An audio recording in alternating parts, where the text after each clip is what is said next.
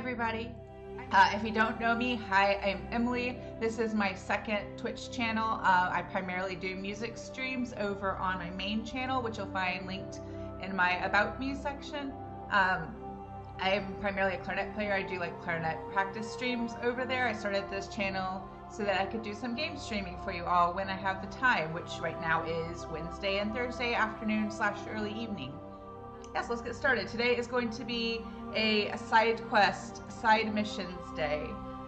Yesterday I finished up the Noveria main story quest, and so I wanted to balance that out today with some side quests. I know for sure I'm going to do the Geth incursion bunch of quests. I guess it's a few pieces, right? And whatever else. Aimless running around today. Not entirely aimless. I planned to do the Geth incursion quest line. Hi, how are you today, by the way? I hope you're having a nice Thursday. So not entirely aimless. Here's the thing. Here's the thing that I've decided. When I have I'm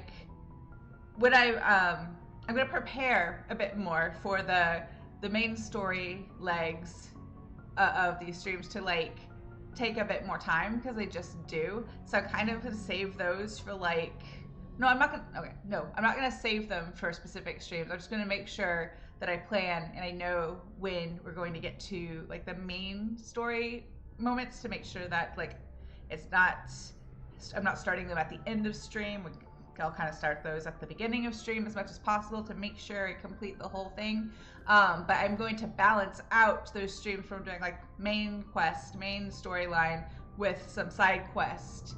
Because yesterday to finish up Noveria I ended up going over time a little bit. Today I would prefer not to go over time, so doing side quests means it's a little bit easier to wrap up stream when it's time at the end. I hope that makes sense.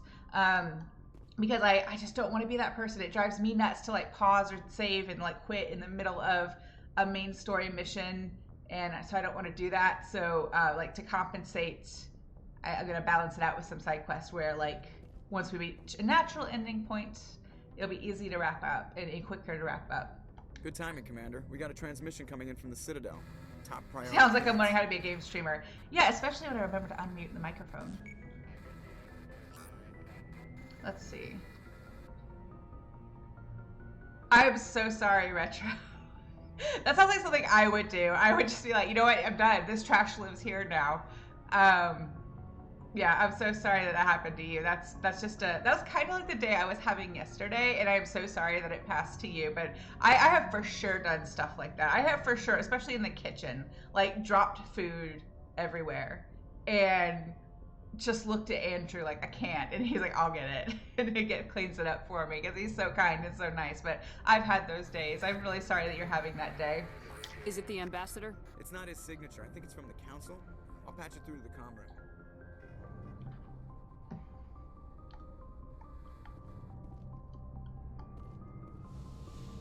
We just talked to them. Could they not have told me this while we were already on the phone? Commander Shepard, we've received information that may be critical to your mission against Saren. I'd like to point out how Canadian some of the voice actors are. I hear it so much. I mean, BioWare is a largely Canadian company. I think they have a headquarters in Texas, but I think it's the Edmonton office is the main, or the Edmonton studio is the primary location for them. But especially in this first game, I feel like you're in this very sci-fi fantasy-esque setting. Sorry, words are just not happening for me today. But the Asari talking, you can hear that they're Canadian. You know, I am not Canadian. I'm from Georgia. But when I was living in the UK 10 years ago, I was often mistaken for Canadian after I'd spent some time there. I don't have that anymore. Whatever living in the UK did to my accent, I think is gone from being in Tennessee for the last 10 years. But when the Brits would think I was Canadian, it had me listening to actual Canadians, to learn what their accents sound like, because I was curious, what it was that I was saying that sounded Canadian. And so there are little things that I pick out, I feel like Americans typically say against, and Canadians say against. And then like there are other words, like other like syllables they hit differently. But I think it sticks out to me when you hear like sorry versus sorry, you know. But it's really funny when you hear these alien characters talking, but the accent is Canadian. It kind of makes me chuckle a little bit. You didn't seem that interested in helping me before. Why now? The Council agreed that Saren was dangerous, Commander. That was why we made you a Spectre. We only balked at unleashing the full force of the Citadel fleet against him. Nobody on the Council wants to see you fail, so we contacted you with this latest information. We've received an urgent message from one of our infiltration regiments in the Traverse. You mean spies? Spectres tend to attract attention, Commander, but they are only one arm of the Council. Special task groups are often a better option for monitoring developing situations. We currently have several infiltration units scattered throughout the border regions of Citadel space. This particular unit was gathering intel on Saren. I don't like being kept in the dark. We can't have you racing around the galaxy chasing false leads, Commander. We only contacted you because we feel this may be significant. Unfortunately, the message we received was little more than static. The infiltration team must be in a situation where they can't set up proper interstellar communications. But the message was sent on a channel reserved for mission-critical communications. Whatever they were trying to tell us, we know it was important. Considering your interest in Saren, we thought you might want to investigate this. Find out what happened to our team. The signal originated from the planet Vermeer.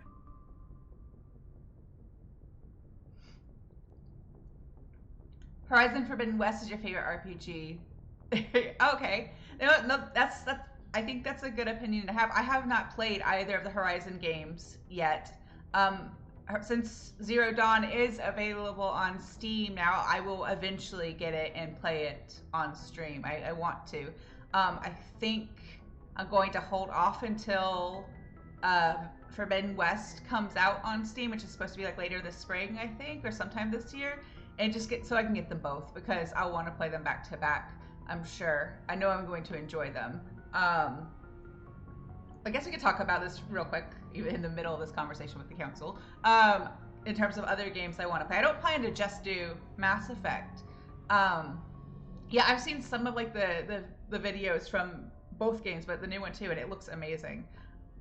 But I don't plan to just do Mass Effect. I've already I kind of took advantage of Steam's like Black Friday sale to buy a few things that I knew I wanted to play for myself, but also for stream.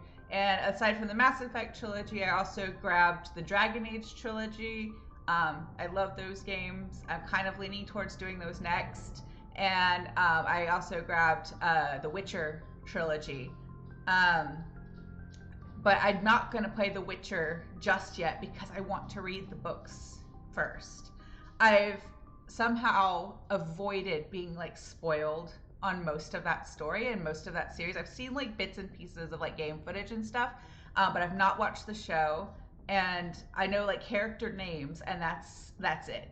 And so I really want to take advantage of the fact that I haven't been spoiled and read the books first. I'm a book first person, like 99% of the time. So I'm going to the Zero Dawn is already getting a remaster, really. Well, it looks so pretty. The first one, even, I feel like it looks so pretty and so nice. Like, it's not that old, is it? Is it that old? I don't know what year it came out, but I feel like it's not that old. And now it's going to be like 10 years ago, and I'm going to feel like, where has the time gone? But I want to play Witcher as well, but I want to read the books first. I want to read, I mean, it's like an 8-book series. I can knock that out in a couple of months, and then I'll be ready to play it. But I have other things on my to-be-read shelf I've got to get through first. Oh, okay, that makes sense then. Interesting that they're choosing to stay on top of that, like especially in terms of accessibility. That is really cool. If they identified ways that like the game is not accessible to certain people, and they're already doubling back. Oh, also the cash grab. $80 is a lot, but in the Black Friday sale, these 3 trilogies I bought, I think I paid like less than $60 for 9 games because the sale was that good. But also they're older releases, right?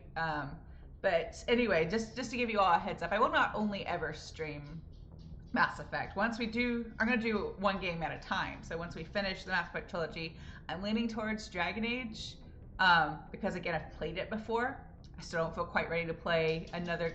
If you've seen me play Zelda Link to the Past, you know I don't always have the best time playing a game for the first time on stream. So, I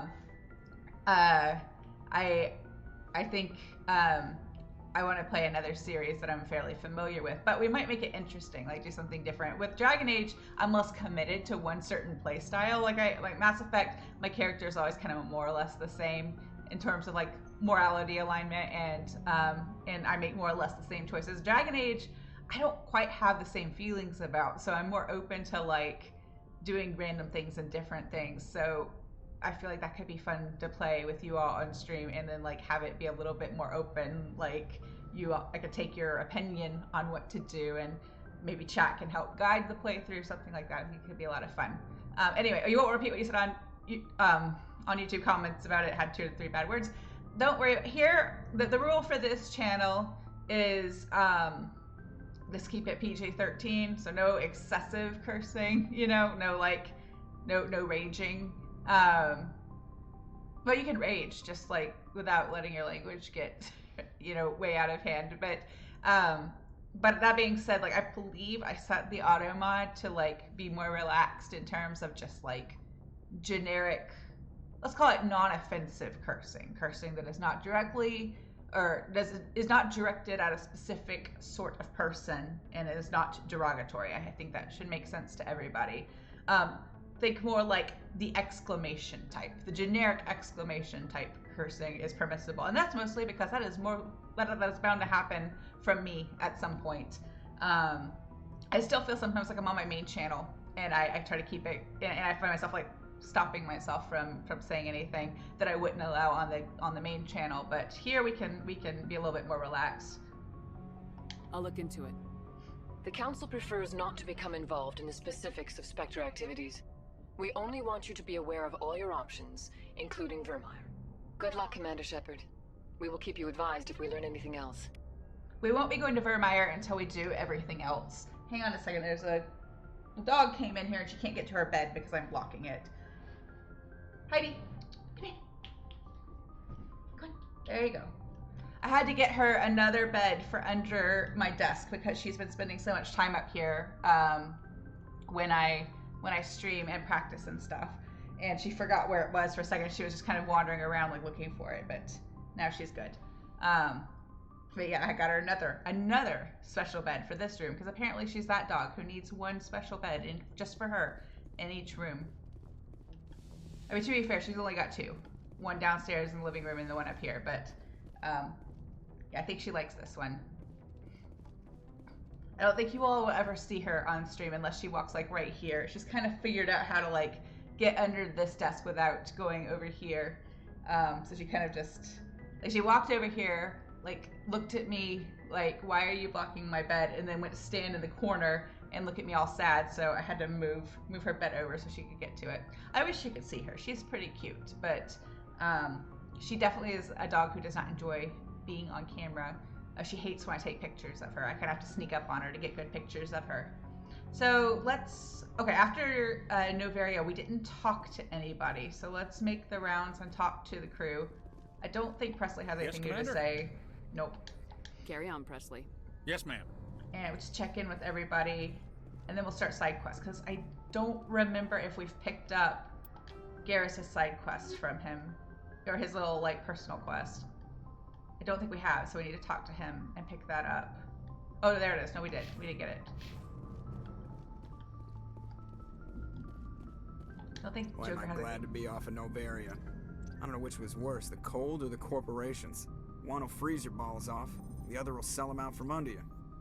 With all due respect, Commander. How's the Normandy performing? Is she everything they said she'd be? She's the best ship in the fleet, if you've got a pilot who knows how to handle her. Balance isn't what you'd expect. Takes a while to get used to that oversized drive core we got stuffed in the back, and her power can sneak up on you if you're not careful. The Normandy's probably too much ship for your average Alliance pilot, Commander. Lucky for you, I'm anything but average. I feel like prior to the third game, Joker stands up once. And those of you who played before know what I'm talking about. It's the only time he stands up out of that chair the entire time. I like to know my crew. Oh, I think it's going to be the same I asked before. I can see where this is going. You did a background check on me. Yeah, we already did this. Well, Sorry. I'll tell you the same. You want me. Top of my class in flight school, I earned that. All those commendations in my file, I earned. I'm sorry, Joker. I didn't You mean... even know. Okay, I've got... Even put the Normandy in my hands and I'll make her dance for you. I have to go. All right, see ya. I forget sometimes, coming back to the first game, that the crew have a lot fewer like chat options than they do in the later games.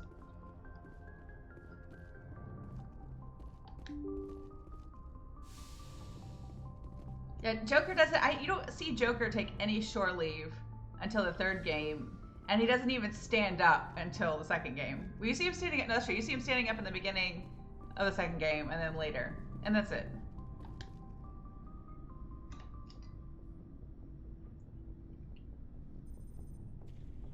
Anything you need, Commander? Just trying to get a sense of where the crew's at. Thoughts? I didn't figure you'd have time to talk with all that's going on. I mean, there are reports to file on the Rachni and on Annaleus.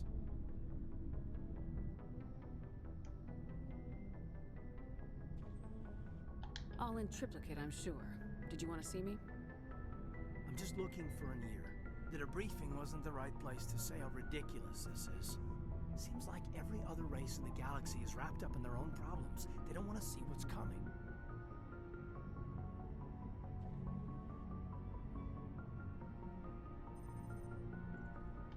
Wanting to believe everything will be fine? Sounds like human nature to me. Yeah, I guess some things carry across species well enough. I should remember that after what happened with Vernus. I think you'd carry a grudge over the crap you took from Vernus. Before I met Vernus, I knew as much as any other civilian.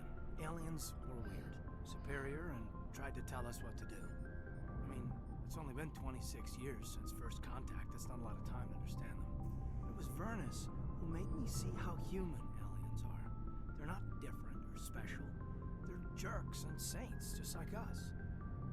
Hell, by the time I got payback, I didn't even want it anymore. I don't see you snapping very easily. What finally did it? He hurt Rana. Broke her arm. She reached for a glass of water instead of pulling it biotically. She just wanted a drink without getting a nosebleed, you know? Like an idiot, I stood up. Didn't know what I was gonna do, just something. And Vernus lost it. Beat the crap out of me. Kept shouting how they should have bombed us back to the Stone Age. And that's when the knife came up. A military-issue talon, right in my face. I cut loose. Full biotic kick right in the teeth. Almost as strong as I can manage now. At 17, that's something. You wanted to help a girl you cared for. That's a noble thing. Maybe my intentions were noble, but I lost control. I killed him, Shepard.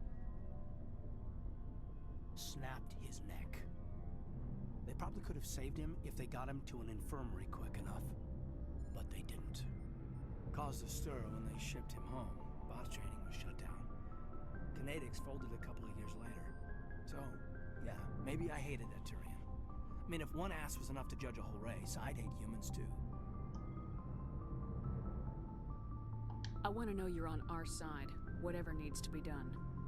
Commander, It's not I quite how I thought meant real that to go. hard about how to use my talents. When I swore the oath to defend the Alliance, it wasn't on a whim. If it comes down to it, I am a soldier. I have to believe that my superiors can tell our enemies from people who disagree with us. If the Alliance is missing its chance, it's because of men like Udina, not the rest of the galaxy holding us back. Of course, your opinion is the one that matters, Commander.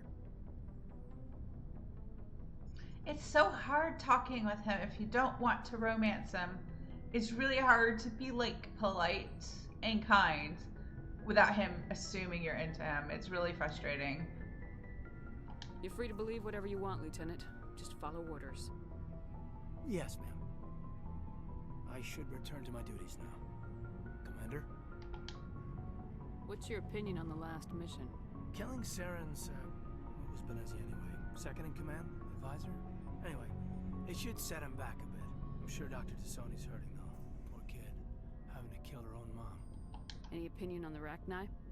Off the record, if we had the option, I'd as soon have left it to the Council. We weren't out here during the Rachni War. I'm not sure we have any business getting involved. We'll talk another time, Lieutenant.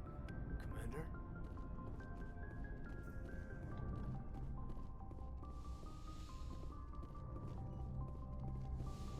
Ooh, let's get Vanguard. I always forget to go here to refill. Yeah, we were like out. We needed that. She has nothing new to say, I know. I really like Dr. Chakwas, but you barely get to talk to her in the first one. She just doesn't have much to say.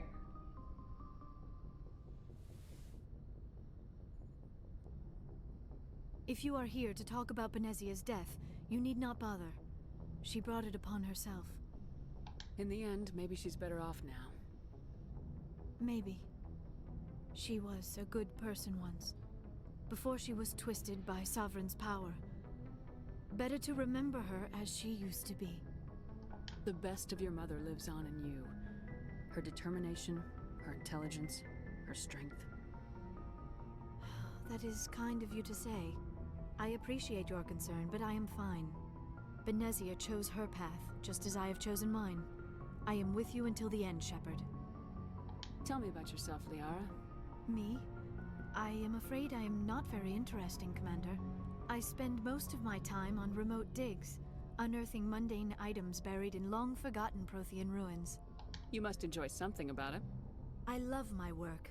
Seeking out history's lost secrets has a special appeal for me. You were actually touched by working Prothean technology. That is why I find you so fascinating, Commander. Sounds like you want to dissect me in a lab somewhere. What? No, I did not mean to insinuate. I never meant to offend you, Shepard. I only meant that you would be an interesting specimen for an in-depth study. No, that's even worse. Calm down, Liara. I was only joking. Joking? Oh, by the goddess, how could I be so dense? You must think I am a complete and utter fool. Now you know why I prefer to spend my time in the field with data disks and computers. I always seem to say something embarrassing around other people. Please, just pretend this conversation never happened.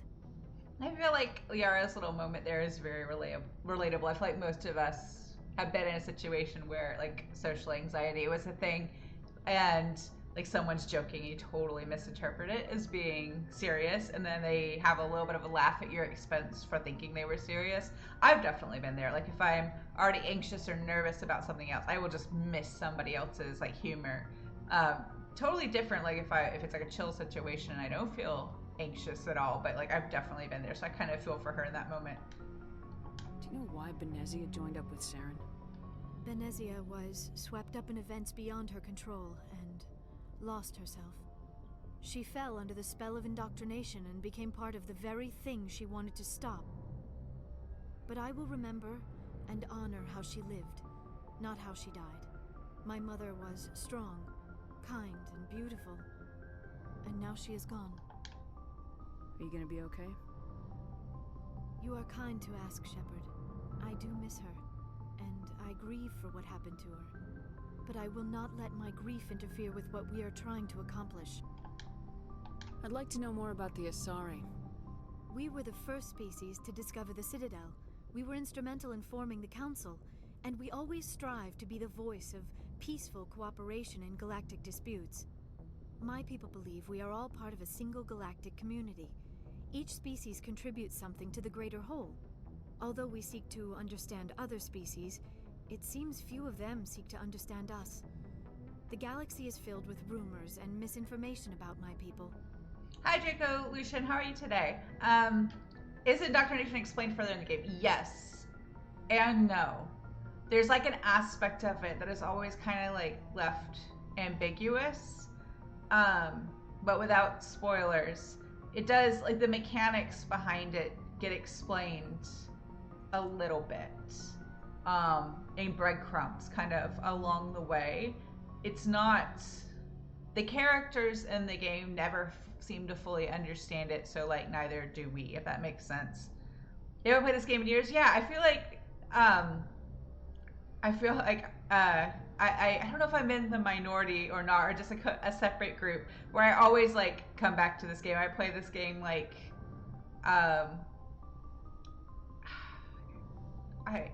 it's depending on the year, it could be more, but about once a year, right? I did not play these when they were originally released. I wasn't much of a video game player back then. I played the first one for the first time in like 2014 and rage quit it because I just couldn't get the handle of the combat. I just couldn't figure it out. And then I came back 6 months or a year later and played the whole trilogy for the first time. And then I played the whole thing, and I didn't realize until I got like to the end of it how much I truly enjoyed the characters and the story, to the point where it like overshadowed the issues I had with learning the combat. Because I was never much of a shooter player, even when I started playing video games. And I played a bit of Halo, but that was about it. And this is different, you know. Halo's a first-person shooter. This is a third-person cover shooter, at least based on my limited understanding of the lingo. But I finished it and was like not prepared for like what the ending was like to play, and like how much it affected me. And then so I didn't play it again. And then about like 6 months or so to a year later, I played it again. And then like I didn't really play it for a while, and then I played it at the start of the pandemic in 2020. I was like, maybe I'll try Mass Effect again. And then I played it like 2 or 3 times in a row because it was a pandemic and I needed something to do, you know? Console with capture card, you run this all from PC. This is a PC. I'm running it on PC, but I'm using an Xbox controller, which is very deliberately on theme. Actually, I just needed a controller. I just didn't want to learn the PC controls because I've always played it on Xbox. And so I just bought, this one was like $25 and on Amazon, and seems to be working fine. I need to read you all this review that was on this page on Amazon. I think I screen grabbed it. It made me chuckle. I don't know if it'll make you all chuckle. It depends on whether or not your humor is similar to mine, but like what? Most of the inaccuracies Let me are see if centered I've got around it. our mating rituals. My species is monogendered. Male and female have no real meaning for us. We still require a partner to reproduce. This second parent, however, may be of any species and any gender. We are not going to be rude. I don't understand. Your species can mate with anyone? Mating is not quite the proper term, not as you understand it. Physical contact may or may not be involved, but it is not an essential element of the union. The true connection is mental. Our physiology allows us to meld with other beings. We can touch the very depths of their minds. We explore the genetic memory of their species. We share the most basic elements of their individual and racial identities. We then pass these traits onto our daughters. It is how we learn to grow as a species and how we develop a greater understanding of other races. I've never played Jack and Daxter. I've never played that. I'll have to look it up. I feel like video game world is so big that I talk to people who have like, when I ask about like favorite games or like most like, I don't know the grammatically correct way to say this, but it was the games with the most nostalgia for that person. The most, you know, everybody's got like a nostalgia game, a nostalgia movie, a nostalgia book or whatever that's like their go-to for like comfort, you know? And I'll talk to people about what theirs are, and I'll learn about like these games I've never even heard of, and then I'm like, and they just go on the infinite mental list of things that I need to do, like games that I need to play or try. What happens to your partner after the union? Every relationship is different. Some unions are a single encounter with both parents parting ways afterwards. Others can be more long-term. Sometimes an Asari and her partner will stay together for many decades. Do you know who Matriarch Venezia chose as her partner? She rarely spoke of her partner. Though I know my father, if you want to use that term, was another Asari. What am I using? I'm using Steam. Yeah, I'm just using Steam for this. I thought you always needed another species to serve as one of the parents. Think about it, Shepard. If we were not able to mate with our own species, we would have died out long before we ever mastered spaceflight and left our homeworld. Union with our own kind is no longer common, not for the purposes of reproduction.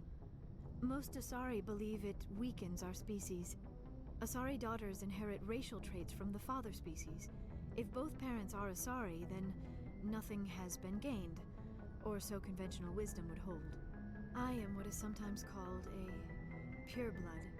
Though no Asari would ever be cruel enough to say the word to my face, it is a great insult among my people. It is possible Benezia's partner was embarrassed by their union. She may have been too ashamed to publicly acknowledge me as her offspring. Maybe she wanted to meet you but couldn't. Something could have happened to her. Maybe she passed away. You might be right. I hope you are. But I have no way to know for sure. Benezia never spoke of her partner. Whatever happened, it caused her too much pain to dwell on it. She raised me by herself, though that is not uncommon. Many Asari raise their children alone, particularly if the father species is short-lived. Often the partner will pass on long before the child reaches maturity. Excuse me. Hi, Andrew, and it's okay. You can be late this once. I'll allow it. Yeah, she is awfully calm. Liara is like a touch robotic in the first game. I enjoy Lair of the Shadow Broker, Liara, and Mass Effect 3 Liara much more than Mass Effect 1 Liara. Oh, that's okay. You're allowed to lurk and mod. Everybody's been on their best behavior though, so it's been fine. Jack and Daxter. I'm trying to read it as Dexter, but it's Daxter. It's a PlayStation exclusive. Okay. So it's not on Steam. Yeah, that's someday I'm gonna have to get a PlayStation. I've never had a PlayStation. Growing up, I had Super Nintendo, a Nintendo 64, and then while we were living in London, Andrew bought what was our first Xbox. And it was a 360. Actually, we went through like 3 of them because we started with a refurbished one, and they got another refurbished one, and they got another refurbished one because he introduced me to it, and I was like, I don't think I really like video games that much. And then I proceeded to Red Ring of Death, 3 of them, and just getting sucked into games and playing them for hours and hours when I had time between classes and stuff like that. And then so I've only ever played PlayStation like at other people's homes. My brother-in-law has one, and I find the controls confusing because they're similar but different. But yeah, someday there's some other exclusives that I really want to play that I've just seen, and they look so awesome, and I just like, I don't want to miss out, so someday we'll probably get a PlayStation as well. But I think first probably gonna bite the bullet and get a Switch, because there are a lot of games on that I would like to play as well. Yeah, interesting that she calls Benezia and not Mom, but I think she implies that they hadn't seen each other for a considerable amount of time and weren't very close anymore. But that also is kind of funky because like she's only 106, which is like, she says is like barely an adult, so I'm assuming like 100 is kind of like 18ish, if you know, like a legal adult sort of in Asari culture. So like, at what point did she and her mom stop talking if it was a considerable amount of time to an Asari? Because to me, like someone who lives 1,000 years, like what would be a long enough amount of time to not talk to someone to decide you're no longer close? You know what I mean? To me, that seems like it would have to be like minimum 50 years, right? So, but I don't think, there's no indication that Benezia like abandoned her when she was a child, so it's really strange. Yeah, I haven't heard anybody say don't get a Switch when I talk about thinking about wanting to get one. Yeah, a lot of the Final Fantasy VII remake is like a PlayStation exclusive, isn't it? And I've never played a Final Fantasy game, so that's something else I need to experience. I know some of them you can get on Xbox, but not all of them, or Switch. I don't remember. Some of them you can get on other platforms, so I think there are some that are exclusives. I don't know. I'm not the best at keeping up with that kind of stuff. Do you know who Matriarch Benezia chose as her partner? She rarely spoke of her partner. Though I know my father, if you want to use that term, was another Asari. Oh, we already did this. Benezia never told Sorry. you her partner's name? Union with our own kind is no longer common, not for the purposes of reproduction. Most Asari believe it weakens our species. Asari daughters inherit racial traits from the father species. If both parents are Asari, then nothing has been gained, or so conventional wisdom would hold. I am what is sometimes called a pureblood. Though no Asari would ever be cruel enough to say the word to my face, it is a great insult among my people. It is possible Benezia's partner was embarrassed by their union. She may have been too ashamed to publicly acknowledge me as her offspring. I haven't played any of those games either, Dracolution, so I'll have to play. The list is infinite. Like, the list of games that I see or hear of, and I'm like, oh, I want to play that. It just keeps growing faster than I can keep up with it. Of course, if I keep replaying Mass Effect over and over, I'm never going to get to play any new games. But that's beside the point. Let me finish this out. Wait, we did this already, I think. Maybe she wanted to. We did this already. Right. Benezia never... Many Asari raise their children alone, particularly if the father species is short-lived. Often the partner will pass on long before the child reaches maturity. You Asari live for 1,000 years. What happens when your partner dies? Few sapient species live as long as my kind. We have learned to take a philosophical approach to our unions. We do not focus on the inevitable loss of our partners. Instead, we enjoy the time we spend with them. And even after they're gone, a part of them lives on in us.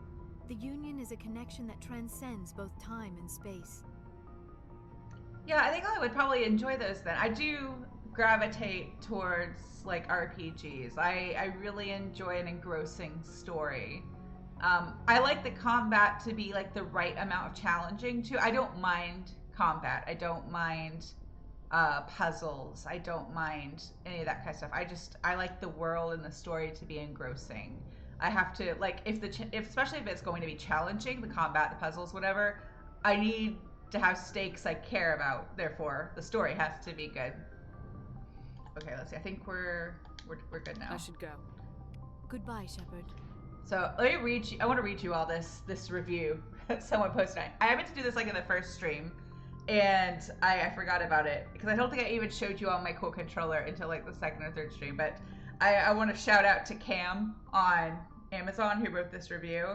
He gave it a 5-star purchase, but it just made me laugh. If this is not your humor and it doesn't make you laugh, then I'm sorry, but it made me laugh.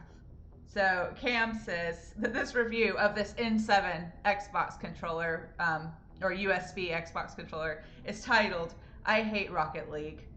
For the record, Rocket League is the worst game ever created. After 2,100 hours, I think I'd know. That's okay though, because whenever real life gets the best of me, the lightweight construction and smooth grip of this controller slides effortlessly from my hands as I absolutely launch it at the wall next to me. I've gone through 10 of these just this year, and it's only November, but for $28 I can have a brand new one at my door the same day. Smiley face. When they're not breaking the sound barrier, these controllers perform about like you'd expect. Not the smoothest triggers or buttons, but compared to controllers more than twice as much, the benefits don't outweigh the cost. And the buttons on the back are very easy to set up, although they will wear out relatively quickly and with heavy use. Pro tip: in real life, Rocket League, bind your boost button to one of the back buttons to aerial much more quickly. The thing rocks for what it is, considering comfort, reliability, and value. The mic input and controls work very well, and so do the back buttons. Both features are bonuses on top of an already solid build. Not solid enough to withstand the woes of Rocket League, but what earthly thing is? Just buy it. And I read this and I was like, sir, maybe stop playing Rocket League if you hate it that much. But it just made me laugh when I was reading. Accurate, yeah, it is. It is a lot more lightweight than like the standard Xbox controllers, but it doesn't have a battery pack, so I guess that makes sense. It does have like 2 extra buttons on the back, but I haven't figured out how to like map those with this game. And I just didn't feel like changing anything. But yeah, no, it's fine. I would say that I feel like the joysticks are like a touch more sensitive than the standard controller too, but you know. It made me chuckle when someone goes to like that amount of effort to write a review and it like especially bringing like the creative writing skills into it. I just feel like they deserve the shout out. But I really think Cam should put down the controller and walk away. Because if he hates Rocket League that much, why has he played it for 2,100 hours? That's a lot. Let's see. Oh, we're a bit behind. Yeah, it is accurate review though. I've never played Rocket League, but now it's like if it makes you that mad, I've rage quit enough games in my time. I don't want to rage quit. I don't want to go into one expecting to rage quit it. Yeah, just quit playing the thing. Yeah, but I've never rage quit a game to the point of like actually throwing the controller. I think Cam was using quite a bit of hyperbole, but it was still a fun time to read that. I was just reading through. I have not rage quit many games, just Assassin's Creed, and I did finish it. I did finish Assassin's Creed, but never again. Never again. I know everybody loves Assassin's Creed 2 or like some of the other ones later in the franchise. I'm sorry, I can't do it. I can't do it. I can't. I can't with that series. The first one was just too much. I didn't like the person I became when the lady would run out in front of me and beg for money. It was not a good time. It was the first Assassin's Creed. Like, because I have this thing, I always want to play the game series in order, like get the whole story. So I started with the first one, even though multiple people were like, yeah, it's kind of difficult to get into. I got so mad. I've never been so mad while playing a game. Looking for supplies? Oh, I want to talk to him later. Not right now, thanks. I'll update everybody's gear and then sell stuff to him. Commander, what can I do for you? Something bothering you? It's Saren. I'm starting to wonder whether we'll ever find him. He's always one step ahead of us, and he's got those damn Geth. We're getting close, Garrus. We'll find him. I wish I had your confidence. I just can't stand the thought of him getting away with everything he's done. I know you're doing everything you can, and if anyone can catch him, it's you, but if there's anything else I can do to help, anything, just tell me what you want me to do, and I'll do it. I understand your concern, but we will find him. Just make sure you're ready to go when we do. Yes, ma'am. You can count on me. Thanks for hearing me out. I appreciate it. Can I ask you something, Commander? I am in no way saying that the first Assassin's Creed was bad. I did not think it was a bad game. There were parts of it I did enjoy. It was just not the right game for me. I am never, ever going to be the person to, like, insult someone's taste in anything because it's so subjective. Everybody has their own favorite whatever, movie, book, game, TV series, and it is their favorite for a very personal reason most of the time, you know, when they experienced it for the first time, what was going on in their life when they experienced it, you know, and usually whatever their favorite was, it was there for them in a way they really needed when they discovered it. So when I say I don't like something, if I didn't like a game, I am not insulting the taste of someone who loves that game. I know I am well outnumbered in the number of people who love the Assassin's Creed game series, including the first one. I just did not take to it well, and I was so frustrated by it that I had no desire to continue playing them. Not going to, no, it's okay. It's okay to poke fun at, like, me not liking it or not taking to it, like, if that's what you're saying. Oh, and poking, yeah, I think the first game definitely has things that people who love the series can poke fun at as well. There were mechanics in it that I did like and that I did enjoy, but I felt like the ones that frustrated me just well outweighed the ones I enjoyed. I mean, maybe someday I'll play a different game in the series. Maybe I'll skip ahead and play, like, whatever the newest release is. But I've kind of got, like, personality quirk. I don't know what you want to call it, but, like, I always feel like I have to start at the beginning, which is why, like, I bought Witcher 2 and 3 for Xbox, but I have not played them because I couldn't get the first one, and I just refused to play 2 without having played the first one. So now that I have them on PC, once I read the book series, then I'll play them on PC, and then once I've done that, once I've experienced the first one, I can play 2 and 3 on Xbox, no problem. I just don't want to play them out of order. Yeah, I've heard Odyssey is really good. I have heard Odyssey is really good, so, like, maybe that's the one I'll start with if I ever decide that that's what I want to do. But, like, I would never play the first Assassin's Creed on stream for you all because I would just get so frustrated and so mad, and it would be uncomfortable for everybody. Uncomfortable for me to stream, uncomfortable for you all to watch, and it would not be a good time. So, yeah, I won't be doing that. What is it? Are you worried that the Council might be protecting Saren? I mean, they were really dragging their heels before. What if we find him, bring him back to the Citadel, and they refuse to act? I get the feeling this isn't a question. Speak your mind, Garrus. Well, maybe we shouldn't give them the chance, Commander. In my opinion, Saren's too dangerous to be kept alive. Too much could happen. He could escape, or the Council might let him go. If we find him, when we find him, I say we make sure we stop him permanently. If Saren won't listen to reason, if he forces my hand, I'll kill him in a heartbeat. But only if it's absolutely necessary. But what's the point in keeping him alive? It just gives him an opportunity to escape or convince the Council to listen to him. And what about the Geth? They might try to free him. We know more about Saren's plans than anyone. But what do we really know? If we just kill him, we lose the chance to find out. Yeah, I see your point. Do you really think there's more to know, other than the fact that he's a raving lunatic? Maybe, maybe not. But it's not a chance I'm willing to take. Yes, ma'am.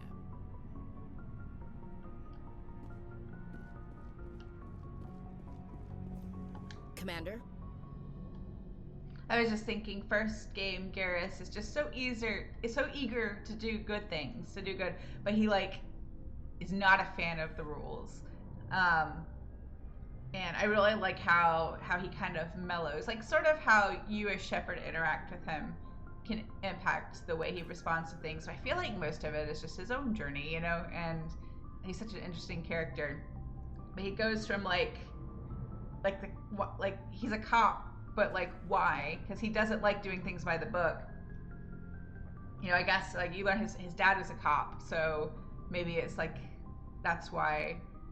But he also clearly does not have that personality, wanting to other Turians who are just very kind of by the rules. I think in the third game he even refers to himself as not a very good Turian. No, sorry, it's the second game. He calls himself not a very good Turian. I think because he's not a by the rules, by the book kind of guy.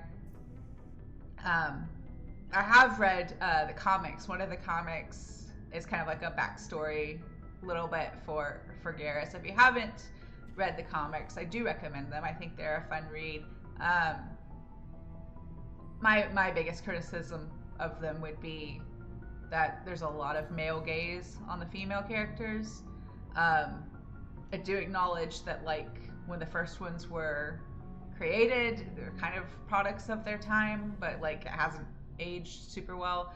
For example, Tali, we'll just say her appearance in the comic about her does not resemble the way she looks in the game. But I also really appreciate that for the Legendary Edition, BioWare kind of walked some of that stuff back in the second game in particular. Started acknowledging that there are other people who play these games besides just straight dudes. But the comics are really kind of nice. They're these little short backstories for a lot of these characters that give you some insight into where they come from, and so you see a little bit of Garrus and his dad in the one about him. But yeah, I've always been curious what that was like for him on his first day. What made Garrus decide yeah, I'm actually gonna do the cop thing, even though he totally didn't really want to do the cop thing. It's just his dad was a cop, you know. I guess it's one of those generational things. What's your opinion of the last mission? You mean the Rachni, right? They were dangerous, Skipper. They proved that 2,000 years ago. I think it was a mistake to let them go. But that wasn't my call to make. It was yours. You know, you really should talk to T'Soni about her mom. She has to be hurting. Just saying, Skipper. Do you have a few minutes to talk? One-on-one? Sure, if you have time. Figured you'd be busy with tactical briefings and whatnot. Don't know what I think about us attacking today, of all days. Kind of an ill omen. You mean on the anniversary of the First Contact War? The end of it, yeah. My family always marks it. I'm the only Williams here. I guess you'd be the only other one interested in it. Seems like an odd thing to celebrate. That was 26 years ago. In our family, it's not really a celebration, more like an obligation. Don't tell me you don't know about my family. My commanders always find out. It's not in my files or something? There's almost nothing in your files. Technical scores and a list of crap assignments. There's a reason for the crap assignments. I'm General Williams' granddaughter, the commander of the Shanxi garrison in the war. The only human ever to surrender to an alien race. I see. That's why you drive yourself so hard. A Williams has to be better than the best, if only to avoid suspicion. That's what my dad told me the night before he retired. Takes a special kind of big-headed to march into a job where your family's blacklisted. I did it anyway. I'm not gonna let our name go down with Arnold and Quisling. Granddad deserved better than that. What happened to your grandfather after the war? He was relieved of command as soon as Shanxi was liberated. They brought him back to Earth in irons, but there was never a trial. They quietly demoted him and stuck him behind a desk. He retired a year later and spent the rest of his life working construction in the colonies. Sometimes we hear about attempts to get him exonerated in some official way. Nothing ever comes of them. As I recall, your grandfather held out for a long time. The Turians wrecked the orbitals in the first wave and occupied the major cities. They sat in orbit, dropping rocks on anything that moved. Granddad dispersed the troops, but when they went into the cities for supplies, the Turians would wreck a block to eliminate one fire team. Civilians were dying, his troops were starving, and he couldn't contact Alliance High Command. So he surrendered the garrison. Is this why you're always going on about the Council? If everyone else can look at Shanxi and say, this is why humanity needs to be stronger, then so can I. I'm entitled. So now you know. Gonna kick me off the ship, Skipper? You're a valuable part of my crew, Williams. If I want an opinion from the head, I go to Alenko. When I want one from the heart, I go to you. I also play a mean game of pool. But anyway, I've got things to do before we land. I'm sure you do too. Dismissed, Chief. Ma'am. Okay, I've kind of fallen behind schedule because I've been chatting too much with you all and also talking to our friends on the ship. Yeah, it does explain her xenophobia to a certain extent. So let me quickly, because I've spent almost an hour just chilling on the Normandy, let me quickly upgrade everyone's gear, finish talking to friends, and then we will just go ahead right to the Geth incursion quest line.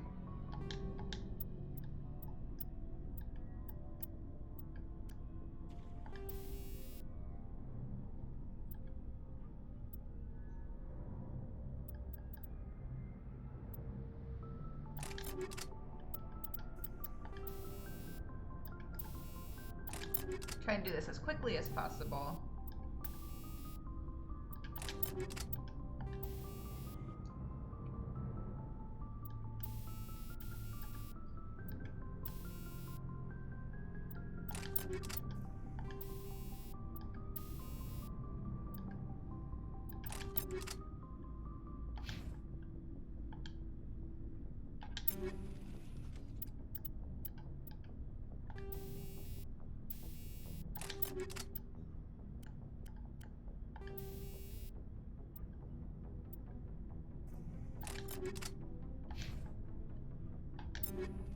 His is pretty current because I just took him out, so I can skip Garrus's.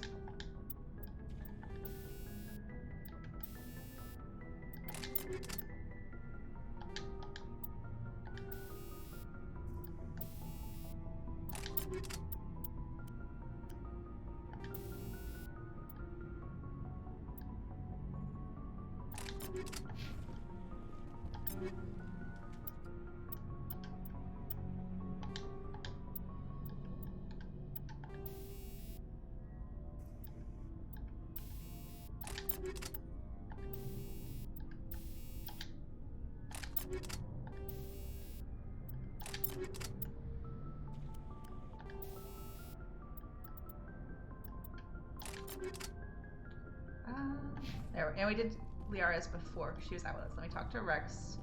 Shepard. So you'd rather be a merc than help your people? I'm a fighter. It's what I do. Aren't you at all worried about what will happen to the Krogan? What the hell do you want me to do about it, Shepard? I'm tired of sticking my ass on the line and getting nothing for it. So you're just giving up on your people? I gave up on fighting for a lost cause. I'm not like you, Shepard. I'm no hero. Bottom line, killing for credits simplifies things. You ever think about helping your people? I try not to. But there's a lot of Krogan mercs out there. I'm always running into them. Half the time I'm being paid to kill them. But that's just part of the job.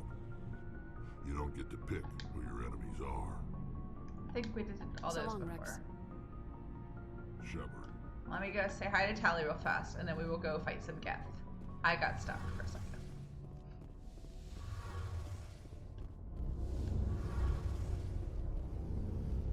It feels like we're getting near the end, doesn't it, Shepard? With Saren, I mean. It won't be much longer. One way or another, it'll all be over soon. You'll find the conduit before he does. I know you will. You have to. And after this is all over, when my pilgrimage ends and I go back to my own people, I'll be proud to say I was a part of it. We couldn't have done this without you, Tali. You've been good to me. A lot of people treat Quarians like second-class citizens. They just want us to go back to our fleet and disappear. But you've treated me just like everyone else on your crew. Like an equal. That means a lot, and it says something about you. Whatever happens, I just want to say thank you for that. I'm gonna miss you when you go back to your own people, Tali. That won't happen for a while yet. I'll be right here anytime you need me. I think we're all caught up with her I too. should go. Cool. Now we can See you go later. fight Geth.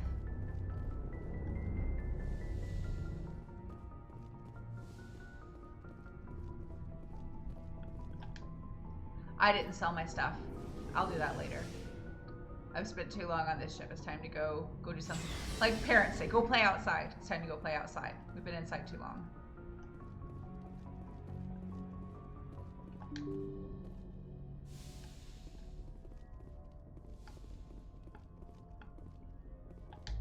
I believe it's the Armstrong Nebula. That's where we're meant to go.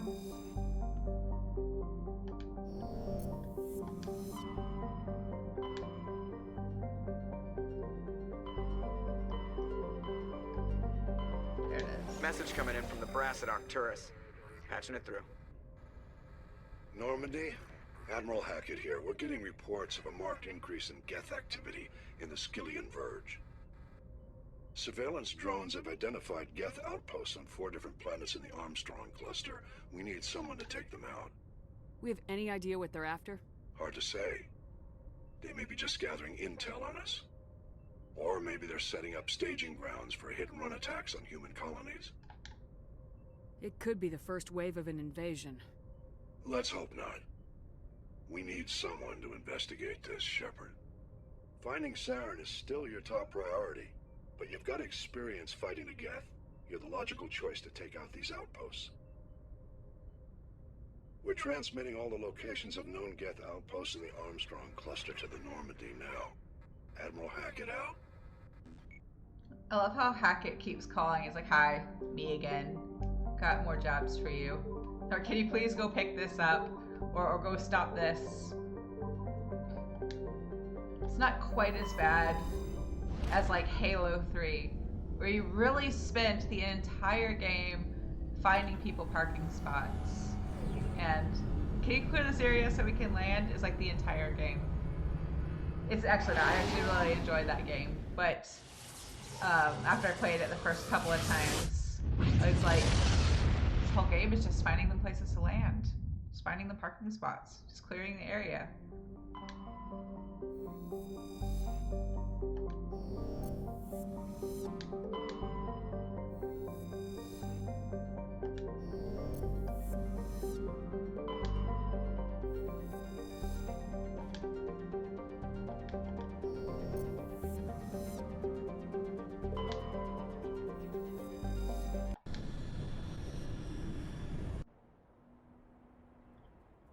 Let's take Rex and I'll take Caden.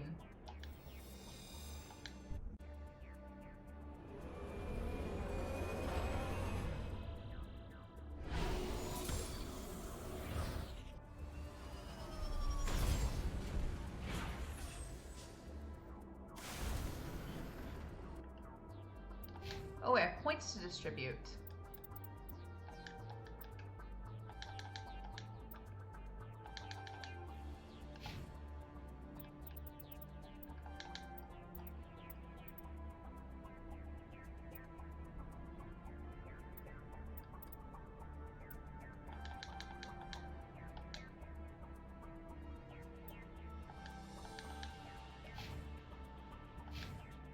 That'll work.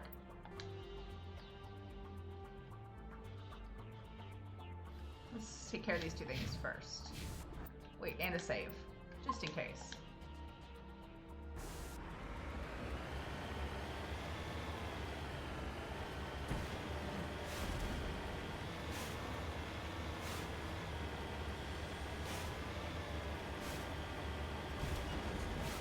These two suns, or a sun and a moon. It's like a binary star situation. It probably said on the little title card for this planet that I totally just skipped over.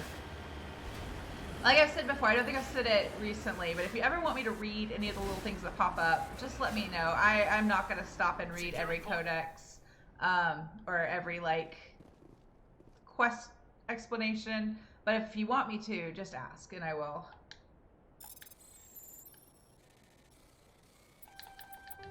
Rather, if you want me to read a specific one, just ask and I will. I'm not going to start reading all of them.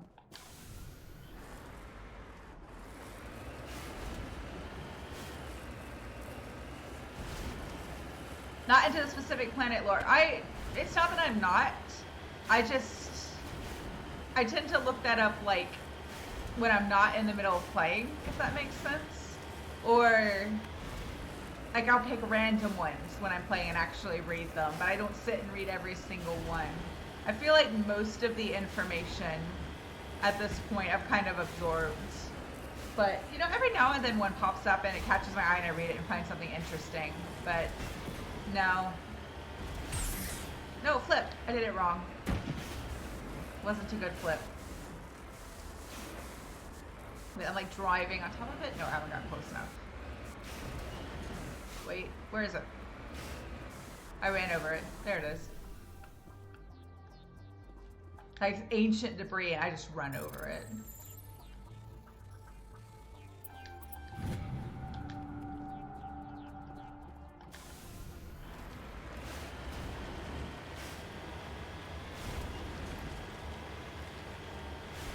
I did read that one planet description to you all, so I am into the specific planet lore when it seems to have a connection to the main story. Yeah, like, I mean, I tend to, like, whoops, I passed it again. I tend to, like, look this kind of stuff up when I'm, like, when I get off. Like, I'll pull up, like, the Mass Effect wiki or something and look it up. But if I'm playing a video game, I'm not really in the mood to read. I want to play. That's not always true, but, like, that's often the vibe.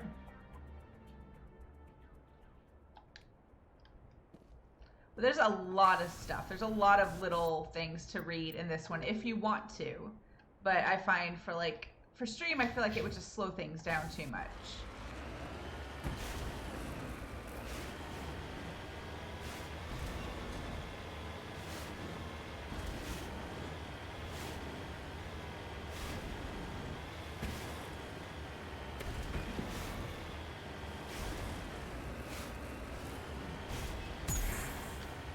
I can't get a good flip. I haven't been doing very well.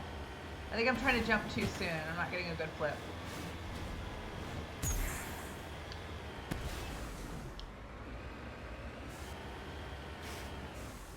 Cover me.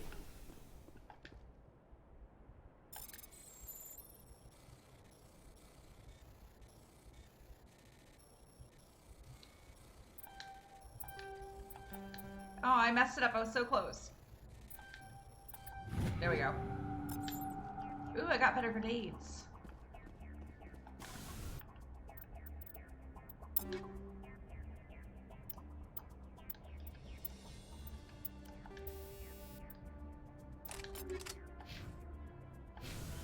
Oh. Now we go for the gun.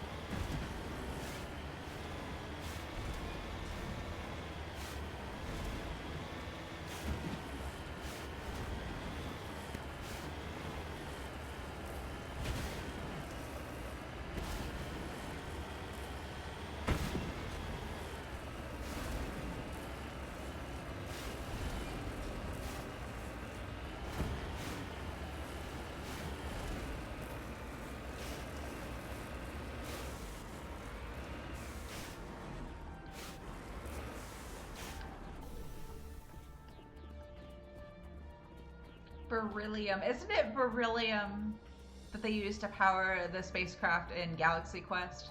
Doesn't it run on a beryllium sphere? Am I remembering that correctly? It's a great movie. I mean, it's a great, like, bad movie. It's a great movie.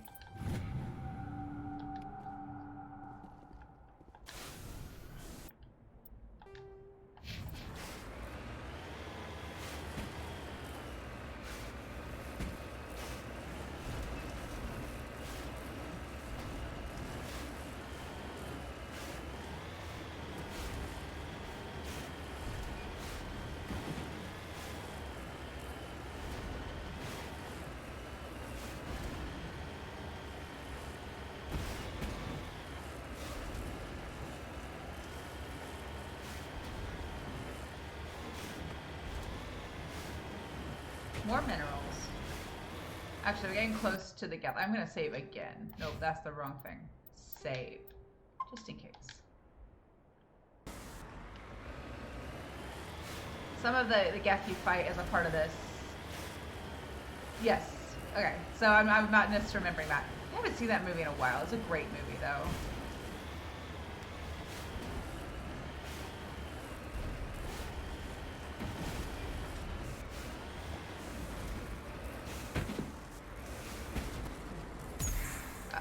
Stuck in a hole. Come on, Mako. No, Geth, you can wait. I gotta survey this mineral.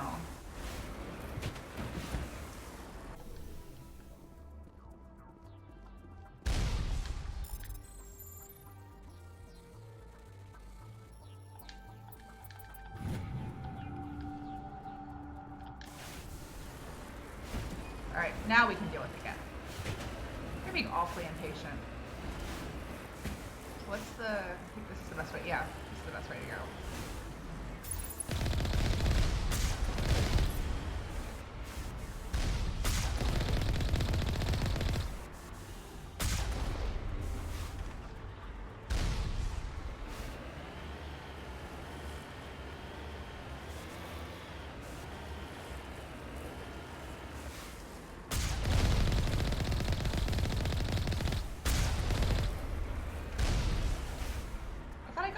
Oh, there's another one.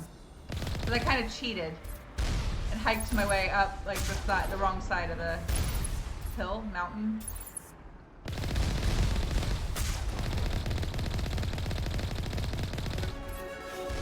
Level up. I'll go ahead and do that now. Let's see. Oh, I wanted to finish tactical armor. And I'm gonna put this in shotgun.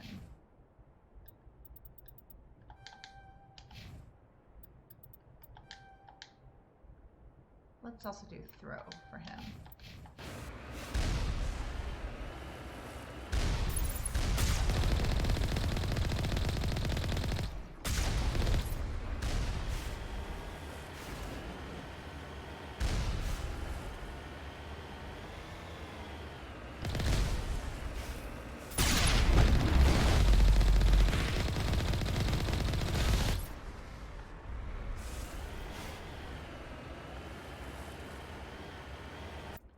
One more save, just in case.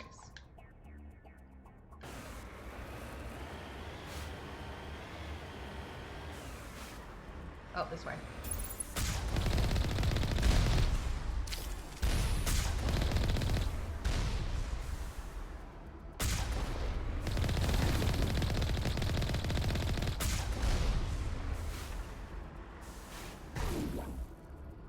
I'm falling, I'm falling, I'm falling!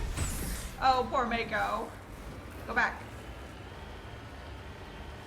I was like, why am I still sliding? Oh, because I'm falling off the side of the cliff.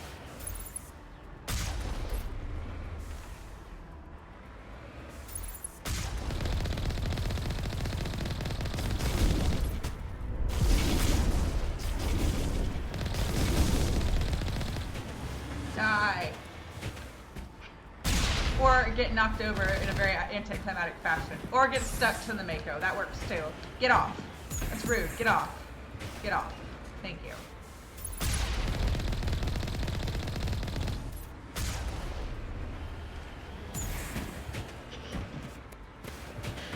I'm easily amused in case you can't tell.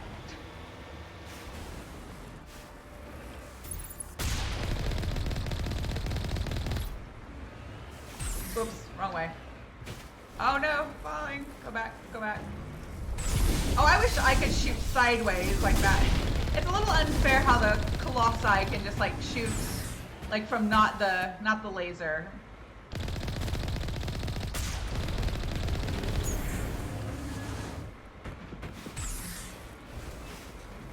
Oh, now I'm really stuck. There we go.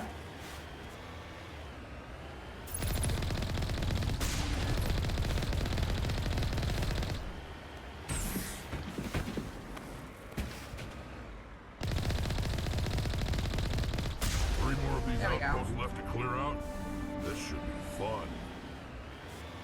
I hope running into the Geth Colossus and Colossi and Armators with the Mako and dragging them around amuses you, because it amuses me and I will continue to do it. I think we're good. I think got everything on the map.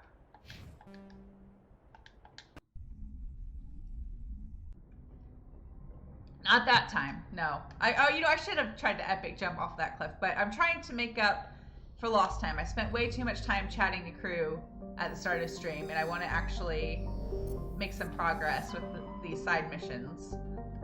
So, no, I'm trying to be responsible.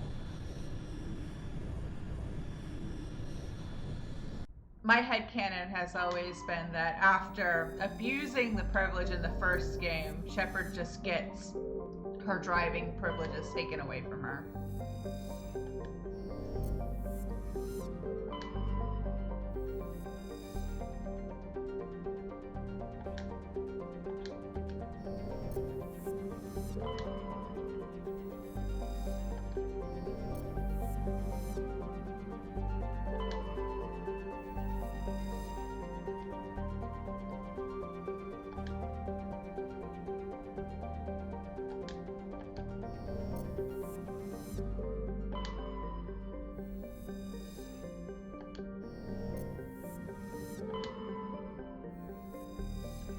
That was all of the planets. Yeah.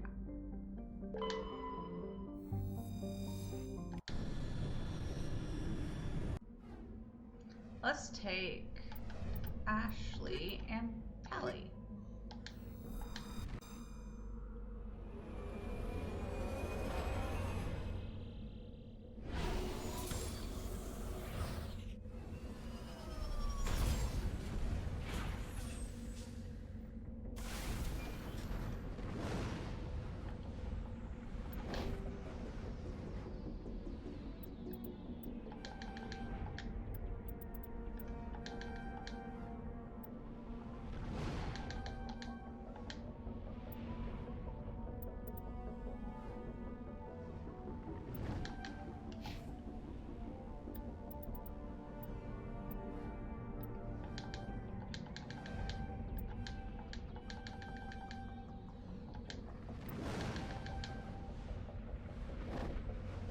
That'll work.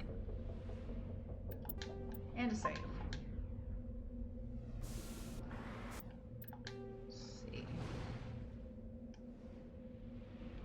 Let's go this way. Go kind of counterclockwise.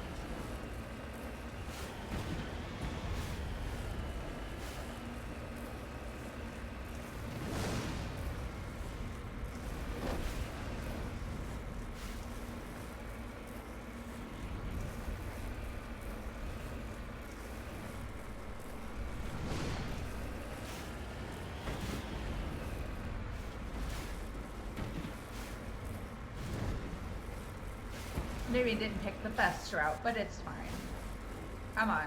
Come on, Mako. This is literally your job. There we go.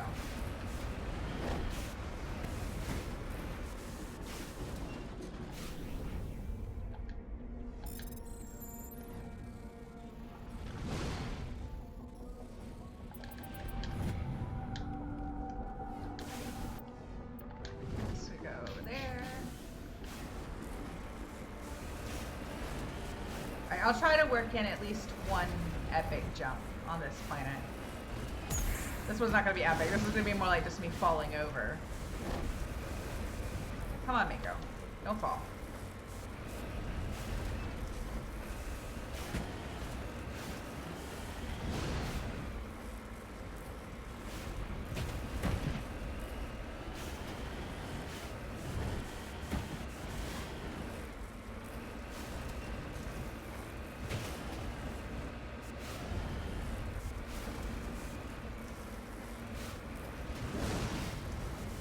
Oh, it's not that steep, Mako. You should be able to do that. It's my own fault, really, for not trying to take act. Oh, there we go. There we go. Full rotation. A couple of rotations. All right, it was worth it. It was worth falling off the mountain just to actually rotate the Mako a full 360 degrees. Or flip the Mako a full 360 degrees. Now I don't know how to get to that rubble or whatever that is.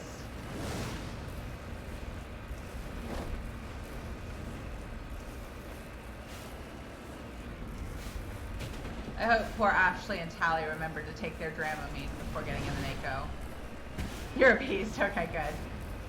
But that one was a little bit like I was already falling, so I decided to turn it into a Mako somersault. Oh. Was I right on top of this before and just missed it? Maybe.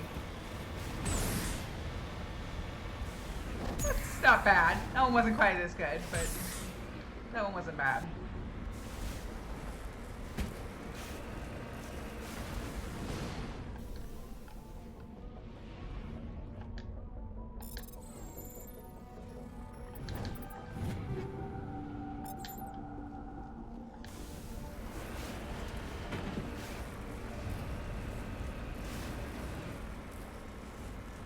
Come on, Mako.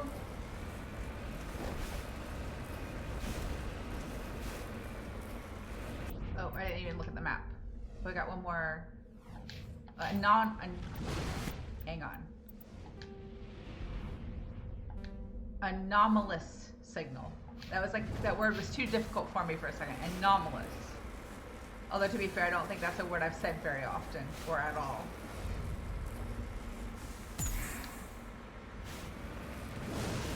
I like how the grass, like the green, is clearly meant to indicate parts of the mountainside that are like level enough for the Mako to climb in. I'm just like full on ignoring that and doing whatever I want, successfully or unsuccessfully. I didn't have enough momentum to make it over that bump. Come on. You got this, Mako.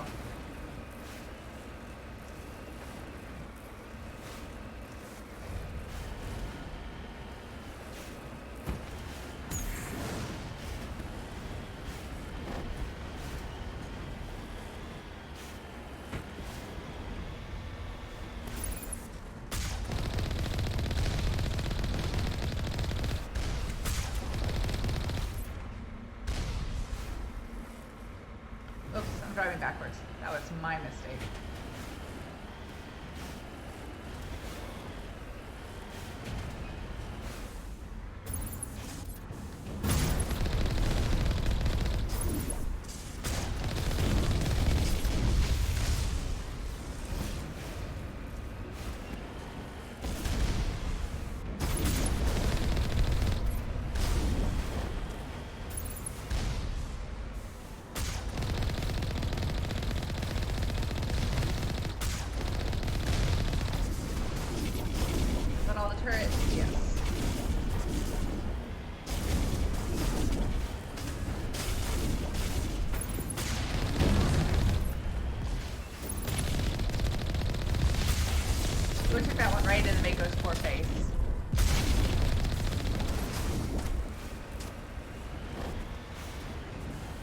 are you okay, Armature? Are you alright? Are you doing a little dance? Or you just stay there and do your little dance?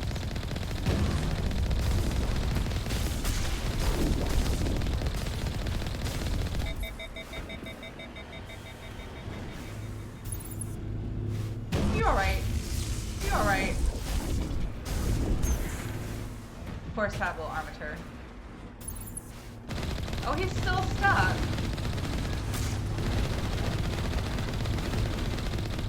It feels kind of cheap, like when they're stuck and it's their glitch, but that's fine. Chad Geth Armature.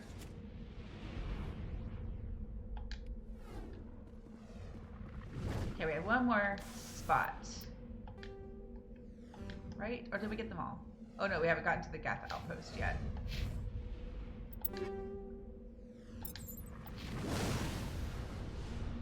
We're not on fire, so I don't think I need to repair it at the moment. Yeah, we only lost a little bit of Mako health. Shields regenerated, so I think we're fine. Once we get a bit closer, I will save again. See, if I save regularly, I won't die. If I forget to save, then I will die. That's the rule. That's how this works.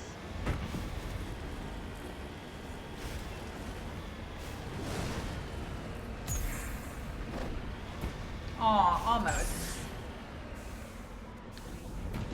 Eh. Someone needs to rate the Mako jumps. Like it's the gymnastics or something like that. Like out of 10. Like at the Olympics. That's like gymnastics at the Olympics. That's what I'm trying to say. Like that one was like maybe a 4.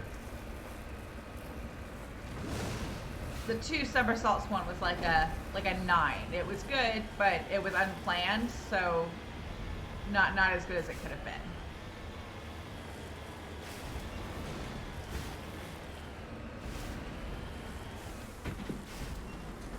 Moving out.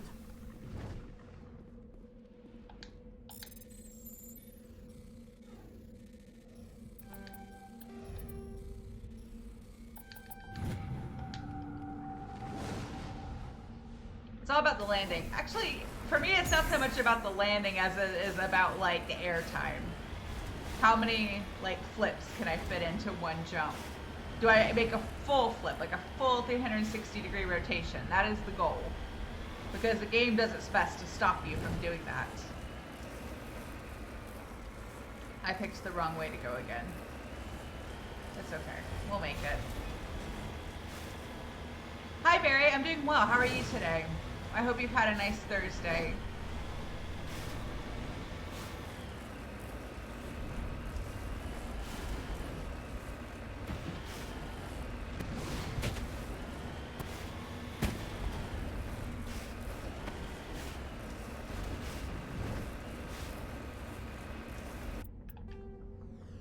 Still headed the right direction, I think.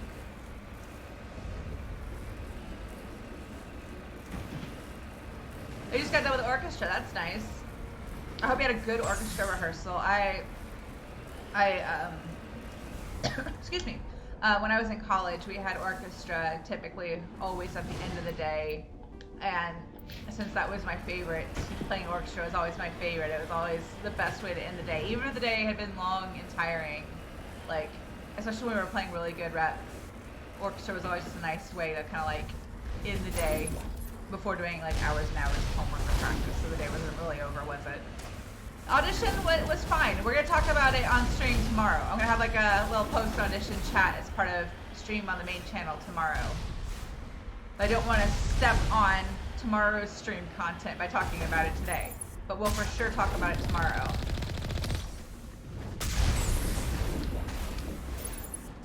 Because I learned some things on this audition that I want to share with you all.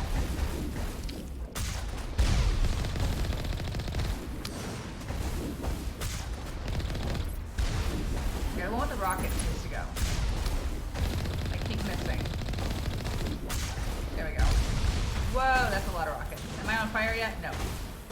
But I'm going to kind of move out of the way for a second so the shields can regen.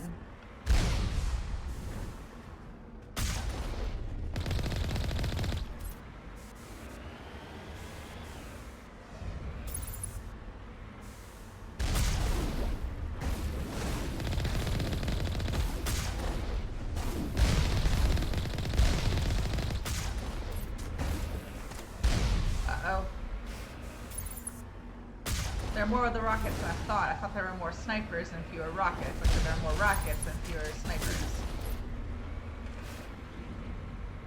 So this is the one where I can actually shoot the ship out of the sky. There's one where you can actually kill the Geth ship if you time it right.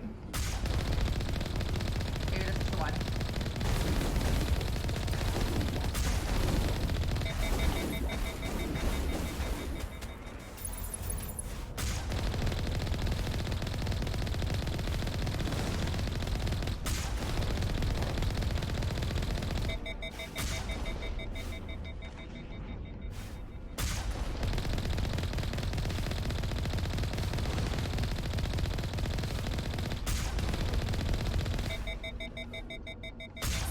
We're halfway to driving these synthetic bastards out of the system. Wait, he's leaving. No, I want to shoot it. How is it flying off like that? It is on fire.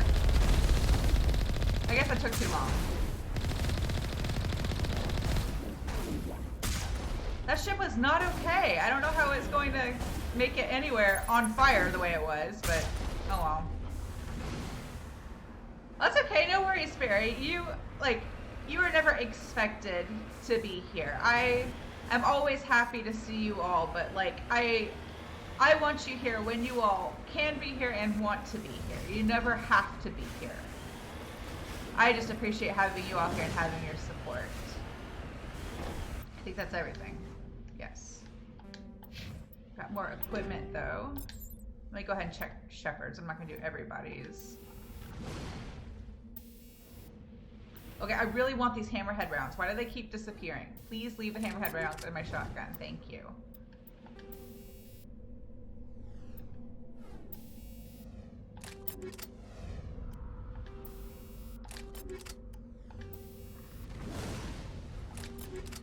I'll go ahead and do theirs while they're here. Actually, oh no, I don't have any heavy armor for her, but she could probably use an upgrade on her mods.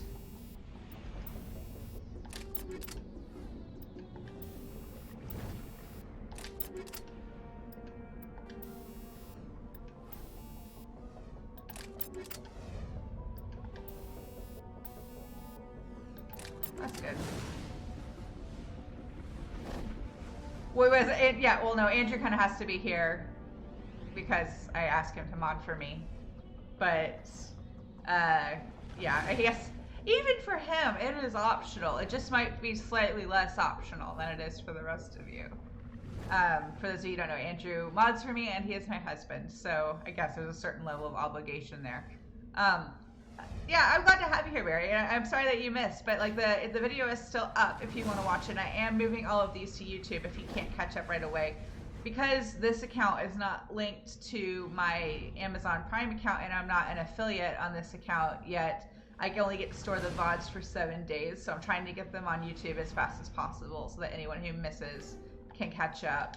And the only things I will edit out will be like announcements, technical glitches, and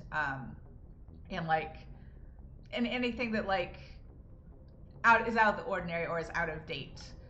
And even then I won't catch all of it. But I hope you all are enjoying these game streams. It's a little bit of a different vibe for me. Where am I going? Oh, I know what I was going to do. I was going to take a quick minute since I did 2 of the Geth incursion things. I was going to go sell the extra stuff since I'd already upgraded everyone's gear. Because I would really like to find some better armor for myself before more of the main story missions. There we go. I keep trying to say quests, but I feel like quest is more like looking for supplies? Like feels more like fantasy RPG, like Dragon Age, and the missions feels more like sci-fi RPG. Let's see what you got. I'm glad you're enjoying them. I'm not gonna lie, like one of the things I said to Andrew when I was seriously considering doing this was like, what if, like I had feelings, I don't know what to call them, I guess like mixed feelings, but like what if my game streams ended up doing better like numbers wise than my music streams? And then I was like, numbers are just numbers. If my game streams do better numbers wise, then that just means that like I'll be able to maybe drive a few more people over to my music channel. Maybe they'll see the game streams. They'll like my personality enough that they'll be interested to hear my music stuff too. And also, like, if I ever get this channel monetized, which I just need the 50 followers really to qualify for affiliate, because I've been hitting the average viewer numbers without any problem. So if you're watching and not following, I'd really appreciate the follow. Then like these streams are easier than the music streams. I don't mean to like belittle anybody who primarily game streams, but for me, doing a game stream is just easier than a music stream. It's less like advanced preparation. It's less like mental work. It's less pressure. So if these game streams do well, then and I get monetized and like I get, say, like decent intake like off the ad revenue, which is very hard to do, by the way. That would be like a ways down the road. You have to have a lot of views for the ad revenue to really mean anything. But then that can just fund the music stuff, right? It's like I've been trying to teach myself to think about it like kind of like a Pops concert, except it's more fun than that for me. So like Pops concerts are like the orchestra's way of getting more people in the seats, bringing in more money so they can afford to do the more like traditional performances. And it totally makes sense, you know? Like if you do a program of all like movie music and it like rakes in a really good profit, then you can afford to do Brahms later, you know, or more importantly, to do music by like living composers, maybe minority composers, things that there's not as much of like there are people who want to hear that music and hear those programs, but it's just not as big of a draw as like a John Williams based concert, right? So like it's a mutually beneficial situation. And I enjoy playing games on stream much more than I enjoy playing Pops concerts with the orchestra, so it's really a good thing, right? At the end of the day, there's just more eyes on game streams on Twitch than there are on music streams, and certainly more eyes on game streams than there are on practice streams, which is all I'm able to do at the moment. Someday I'll be performing for you all. Someday I'll be live looping for you all, but it's going to take me, I'm not quite there in the journey yet. But like I'm enjoying it, is what I'm trying to say. I'm enjoying doing the game streams. I will not ever switch to game streaming full time. I'm enjoying having it mixed in as something different. But music channel still top priority. Music streams are still top priority. Quality and content for music streams still most important, even though this is a load of fun. Oh, no worries. I hope you have a great rest of your night, Draco. Do you prefer Draco or Draco Lucian? If I want to shorten it. But I hope you have a great rest of your night, and I'll see you again soon. Let me see. What do we have? Stuff. Those weapons are good. I can afford those now. But I want armor. Give me better armor. That's not better.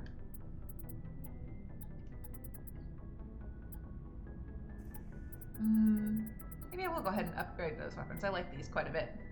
Draco's really easier. Okay, well then I will probably use a mixture. And I'll remember that. But I hope you have a great night. I hope to see you again soon. So let me go ahead and get myself the pistol. And I'll get the shotgun too. Why not? I got things to sell too. But not those. Keep that for now and that. Keep a few of these upgrades for later.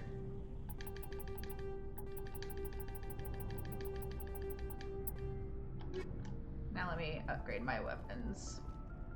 I've got about 20 minutes. Oh, that's a cute emote. A little emote. I said emote. I meant emote. It's a little octopus. That's so cute. Oh, speaking of, you all get the early announcement. This is not my locker. I have been working on new emotes for the main channel. I have moved some of the older ones to follower emotes so that they're free to anyone who follows. And I've been working on adding some new ones to the subscriber emotes. There may or may not be a Squidward emote now. Squidward Clarinet emote. It's not as fancy as I'd hoped because I made it myself, but someday I'm going to pay an artist to make some really snazzy emotes, but today's just not that day. But I hope you all like them. And I want to add a couple more. I just haven't finished yet. Yeah, that's new too. Yes. It's not popping quite as much as I hoped, but it looks okay. But I was working on the new ones and trying to make sure they would look decent in light and dark mode. I always use light mode, so when I first made like my first round of emotes, they weren't all popping on both like formats the way I wanted them to. So I've learned that lesson, and but I think the new ones will look okay. Again, they're not perfect. I really want to pay an artist to do some like custom ones for me so that I can support another artist and their work, and just have some that are like really unique and really nice looking. But I need to prioritize the quality of the stream right now and getting this new stream setup going. So all my extra funds are going towards first monitors and then new camera, which is today's little reminder that if you want to support my streams, this one and my music one and both YouTube channels, please consider buying me a coffee on, I looked up the pronunciation today, it is pronounced Ko-fi. I still like Ko-fi better, but that's not their chosen pronunciation, is Ko-fi. But I've got a fundraiser going on there to help me get a new camera for streaming and for making my multi-tracks. The one I've got for this new setup is going to be fine for now. It's not amazing, but I don't want to live with it forever. I would like to be able to put it back as a fingers only not fingers only, but like the fingers zoom camera for like my fingers when I'm playing, or trying to demonstrate like a certain fingering. And it's a Logitech 922 220 something. It's that one. It's the one everybody has. I bought it 2 years ago in Black Friday sale on Amazon. But I had it originally as the zoom in on my fingers, and because I use the webcam on my Mac as like the primary camera. But since I won't rather soon, I won't be streaming from the Mac at all anymore. I'll be doing all my streaming from this PC. These monitors that I'm borrowing they don't have a built-in webcam, so I have to use this one. I am going to be getting new monitors first. I just have to figure out what I want, what configuration I want. There are too many options. I'm having trouble deciding. But that's going to come first, and then the camera upgrade. But if you're enjoying stream and you want to help out, I would really appreciate it. But you are absolutely under zero obligation to. And also, during yesterday's stream, Core City contributed, and I even missed the notification, and I just wanted to say thank you again. I posted that thank you in the Discord, but I wanted to say thank you on stream, and I just missed it, and I was so mad that I missed it. I'm going to adjust those notifications and try and make them so that I can see them a bit more easily. I think they're decently placed for you all to see, but not for me, so I need to make some adjustments. But I really appreciate the support, even if you all just being here. It means a lot.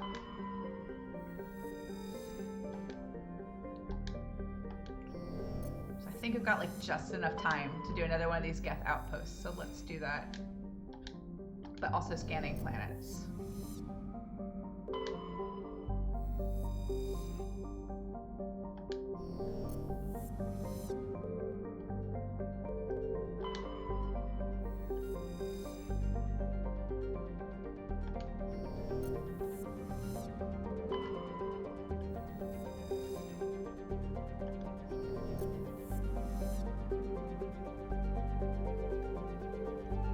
Everything, and now we can land. I keep accidentally bumping Heidi's bed with my foot, and she keeps looking at me like, stop. But she's taking up my floor space, so she just has to deal. Let's take Garrus and Rex.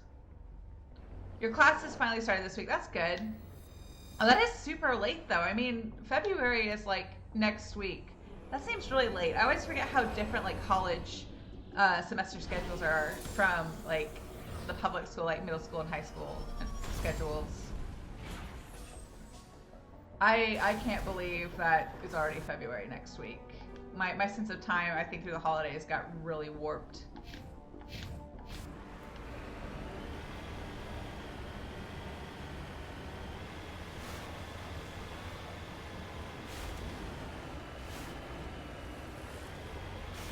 Well, it's gonna be a thresher malt. Let's save just in case it is. Oh wait, I have points to allocate.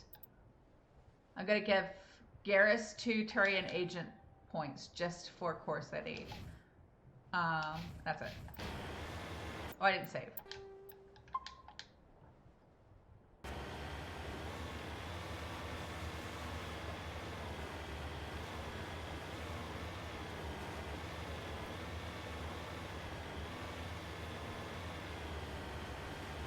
Will I rearrange my setup? Yes, I will. I've actually even ordered a new desk. It should be here on Monday. Once that gets here, I'm going to start consolidating.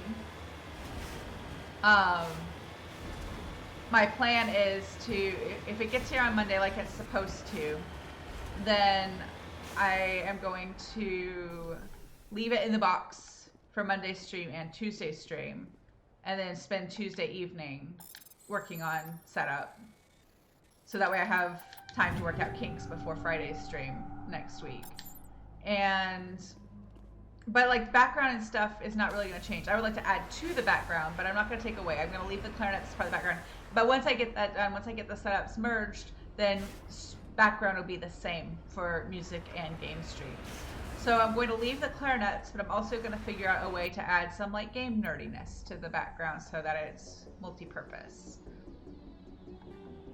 Or I have it marked. But it doesn't matter because they jammed my whatever that is. Oh, this is where I want to go. Teaching's going well. Today was a little bit chaotic. And at the end of the day, one of my piano students this afternoon, he had been like drawing with like markers or something and then rubbed his eyes and like was having like an allergic reaction or something as his eyes got really itchy and puffy. And I was like, I'm gonna have to call this kid's parents and get them to come pick him up. And because the school nurse had already left for the day, and he's like after school lessons, and I sent him to the restroom to like just splash his face with some cool water, and luckily that fixed it. So I think it was more like he got something in his eye instead of like having an allergic reaction, but his eye was getting all like puffy and watery, and I was like, oh no. Like I panicked a little bit for a second that he was having like a full-on allergic reaction. But I was like going through, because I know what all I have like paperwork with all their allergies and things, and I was like, I haven't exposed him to anything, but I think he just like, he thought like the marker did it, but I think he just like rubbed his eye and got something in it. But like I felt so bad for him. And I teach him and his little sister on Thursday afternoons, and of course like she was just like laughing at him, like just being a full-on like younger sibling, just be like laughing at him for his eye watering and stuff. And I was like, not right now, you know, let's be empathetic. Because I was like, I wasn't like full on freaking out, but I had this moment of like, this child is going to have an allergic reaction, and I don't have an EpiPen for them or anything like that. What is going to happen? But this kid, I know that he's allergic to a couple things, but not like, nothing that should have been in that classroom that I was teaching in. But like, yeah, I've never been in that situation, like where a kid has an allergic reaction, like it was just me. I know that the school nurse keeps EpiPens for most of them on site, but like I'm pretty sure she had left for the day, and I don't have access to that. Some of the kids with really bad allergies carry their own, but I don't think he does. So yeah, that was a little bit, it wasn't really scary. It was one of those cases of like, I wasn't really worried until like after the fact when I was thinking about, oh, this could have been like way worse. You know, he could have had like a full-on allergic reaction, and it could have been really scary.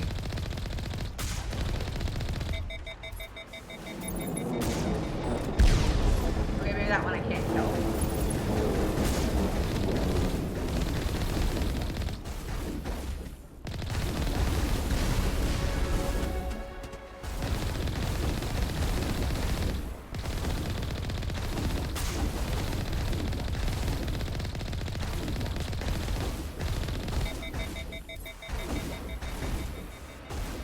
I don't know if you all, any of you ever have to work with kids, but like, I sometimes forget like how. There's one outpost left. That's the right word.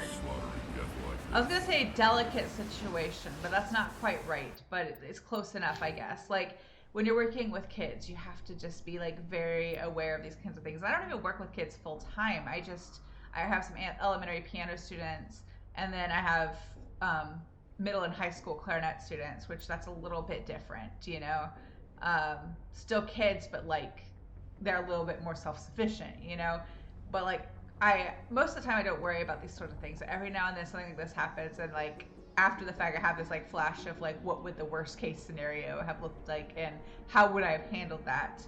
I mean, really, it's simple. If a kid was having an allergic reaction, call 911 and then call the school. Like from where I was in the building, when it made sense to call the front desk and be like, hey, somebody get this kid's like allergy medication or their EpiPen or something like that. But still, like, I hope I'm never in that situation. I'm happy that it was like not an allergic reaction and just kid rubbed something in his eye. But like I said, it wasn't scary like while it was happening. I just kind of handled it. But like after the fact, I was like, I'm so glad this wasn't worse than it actually was. It seems like all of my students almost have an allergy to something.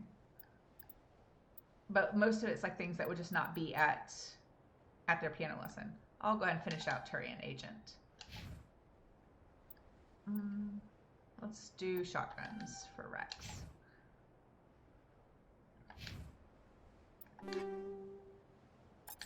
Ooh, better shield modulator. I do want that. Where was it? There it is.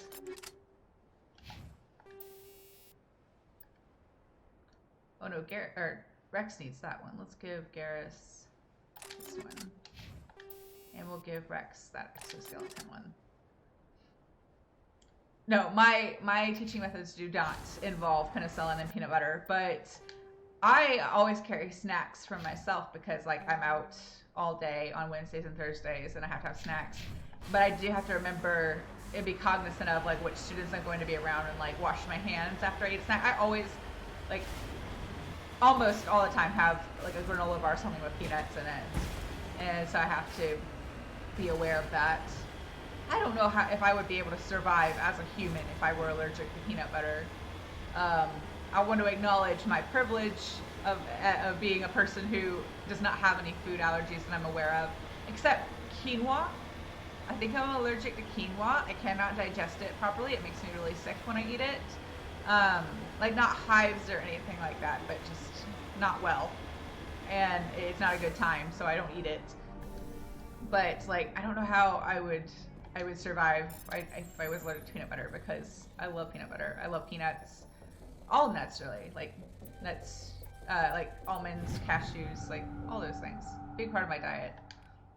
Did I miss peanut butter when I was in London? Peanut butter is not that difficult to find there. We always had peanut butter. The one thing that was difficult to find was like grape jelly. That's like a thing that doesn't exist there. There, when you say jelly, they interpret it as like gelatin, like Jello. So like if you're looking for stuff for like toast, it's jam. So I would buy the seedless raspberry jam for my PB&Js.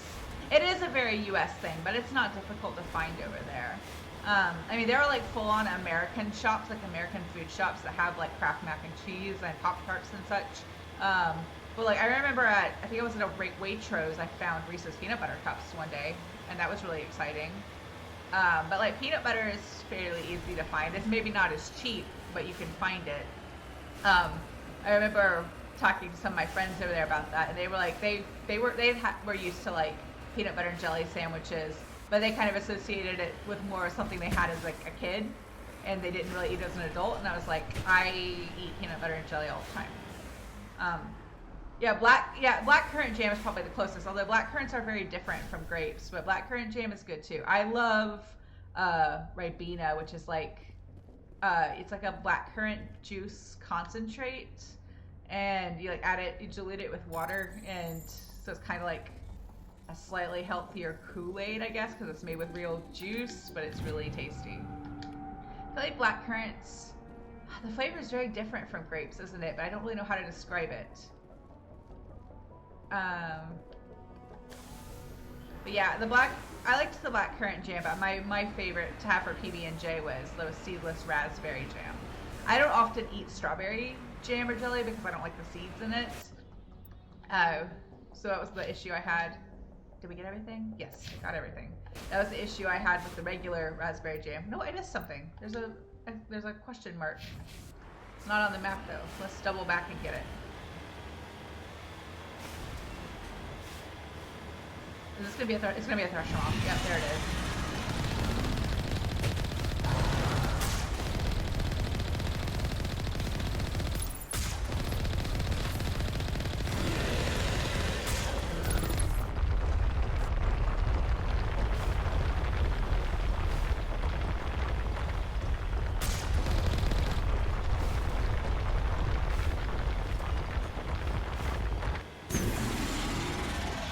Whoa, that was bad. That was a stupid move to jump right then, but I did it anyway.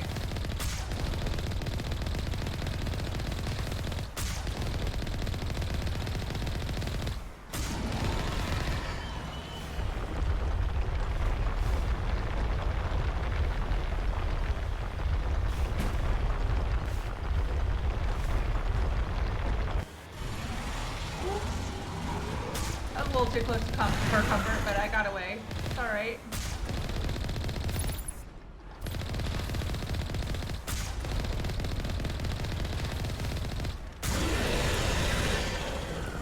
Oh, I am on fire.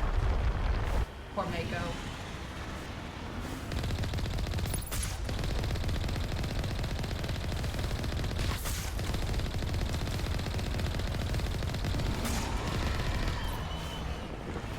Oh, it was like nearly dead. Right now it's dead. Poor Mako is on fire. I'll just go ahead and repair it. Can I get out while it's repairing? No. Have to wait for it to finish.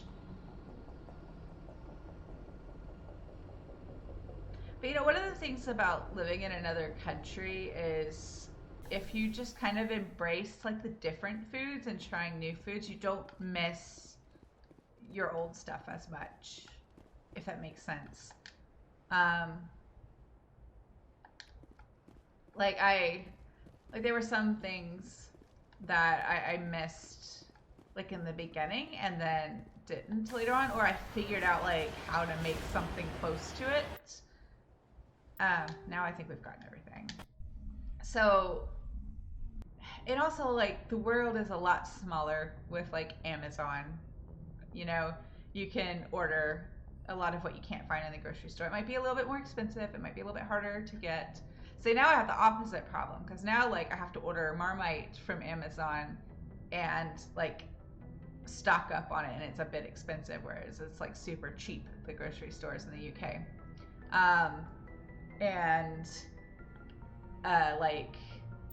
Like tea biscuits, like the ones I like, you have to order them from Amazon, and usually they're fine. But like sometimes you run the risk of getting them all in crumbs or stale. But like a lot of the grocery stores here carry a decent amount of like British things, so if there's something I miss, I can get it fairly easily. But like things like tea biscuits, you know, like there's some brands that you can find here pretty easily. But like I said, Amazon makes the world a smaller place when you're looking for things like that. So I know I still have one more outpost, Geth outpost to deal with. We will do that next week so that I can finish on time. But anyway, I hope you all have a wonderful rest of your Thursday, and I will see you sometime soon. Bye.